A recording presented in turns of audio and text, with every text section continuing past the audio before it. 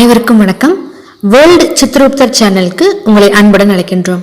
இன்றைய நாள் இனிதாய் அமைய ஸ்ரீ சித்திரகுப்தரை பிரார்த்திக்கின்றோம்.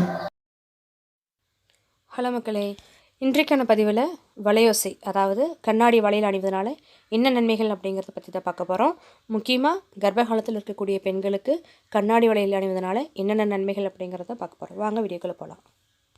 கர்ப்பிணி பெண்களுக்கு அவசியம். அதாவது கர்ப்பிணி பெண்களுக்கு வளைகாப்பு, சீமந்தம் போன்ற சடங்குகள் வைப்பது முற்காலத்திலிருந்தே கடைபிடிக்கப்பட்டு வந்த ஒரு வழக்கம்.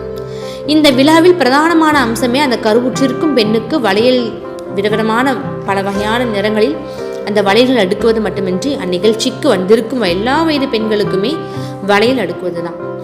கர்ப்பிணி பெண்களுக்கு கண்ணாடி வளையல்கள் அவசியம் என கூற காரணம் என்னவென்றால், நிறைமாத பெண்மணி மெல்ல மெல்ல நடந்து வரும் உடல் வாகை கொண்டிருப்பாள்.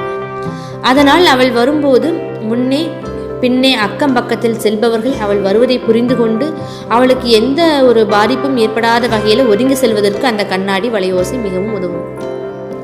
கர்ப்பமான பெண்களுக்கு வளையல் அணிவிக்கும் வளைகாப்பு சடங்கு முக்கியம் பெறுகின்றது.